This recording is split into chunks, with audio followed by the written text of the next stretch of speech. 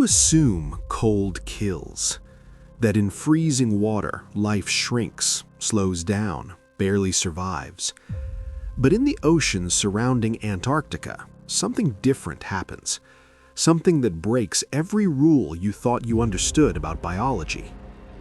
In these waters, spiders grow wider than dinner plates. Jellyfish trail tentacles longer than blue whales. Starfish become predators with dozens of arms, and squids evolve into half-ton monsters armed with rotating hooks. The coldest ocean on Earth doesn't shrink life, it makes it enormous. So why does freezing water create giants? Let's start with what you know. In most environments, size has limits. Bigger bodies need more oxygen, more food, more energy. There's a ceiling to how large an animal can grow before its own biology becomes a problem. This is why most creatures stay within predictable ranges. A spider is small, a jellyfish is delicate, a squid fits in your hands. This is the normal world, the world where physics keeps life in check. But Antarctica operates by different rules. The Southern Ocean is the coldest on Earth. Temperatures hover just above freezing year-round. Ice shelves stretch for hundreds of miles. Darkness lasts for months.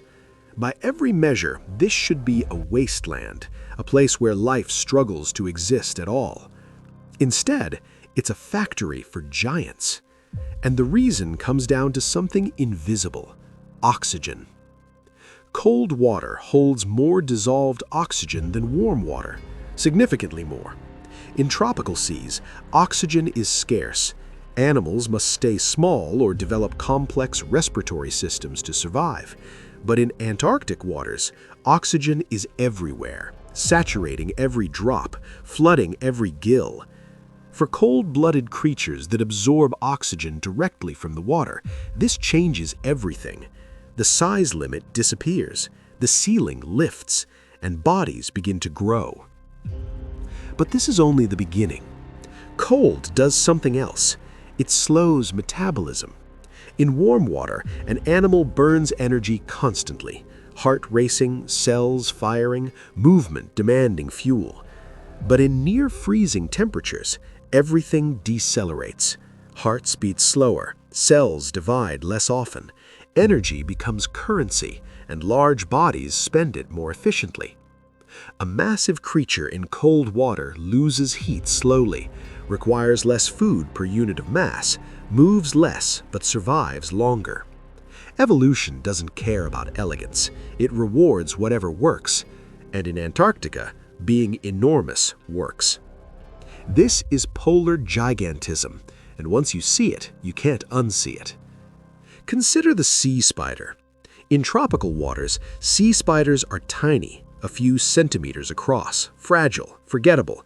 You could hold a dozen in your palm without noticing. In Antarctica, they span over 2 feet. Their legs aren't just for walking, they breathe through them. Oxygen passes directly through the exoskeleton into the body. In oxygen-rich polar water, this simple system scales up without limit. The legs grow longer, the body expands. The creature becomes something from a nightmare you didn't know you could have. And sea spiders are just the start. Antarctic starfish grow massive, not slightly larger, massive. Some develop dozens of arms instead of 5. They live for decades in the cold, slow-motion world beneath the ice. And they don't just scavenge, they hunt.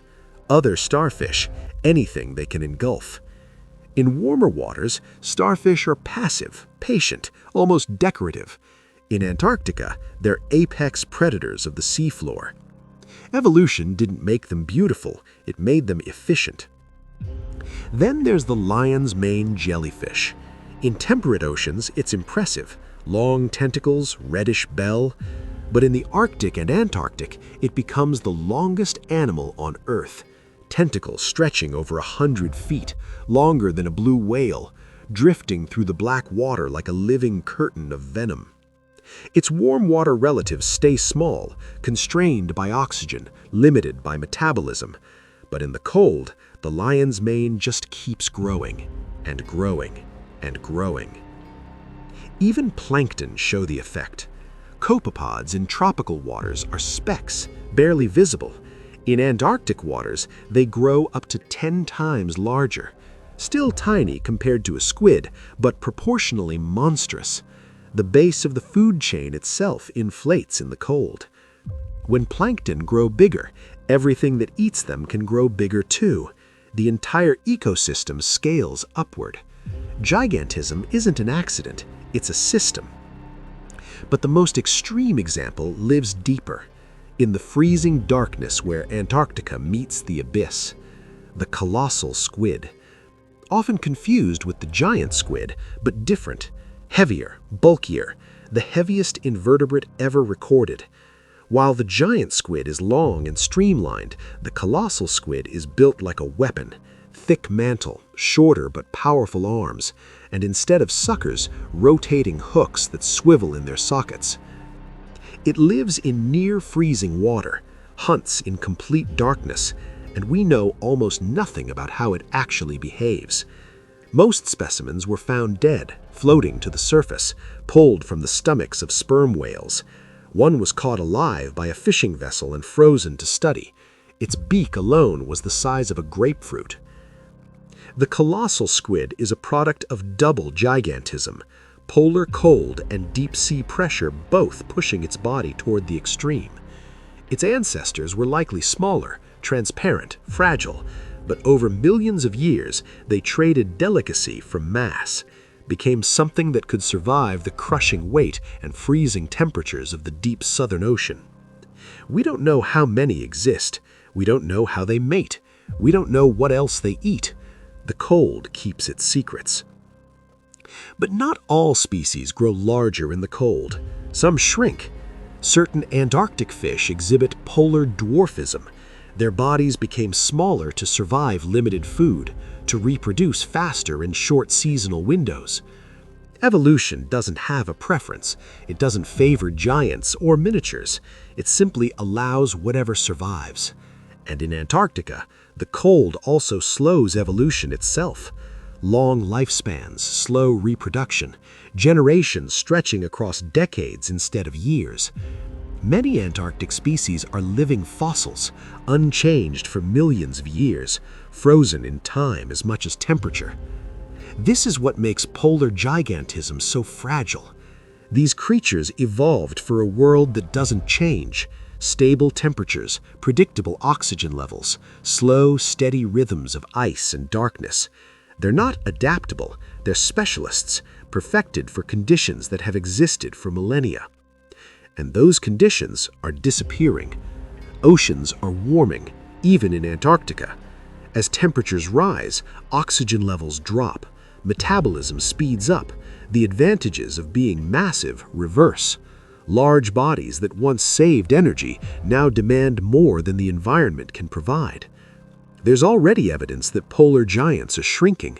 Species that once grew enormous are getting smaller in warming waters. The system that created them is breaking down. And these creatures have nowhere to go.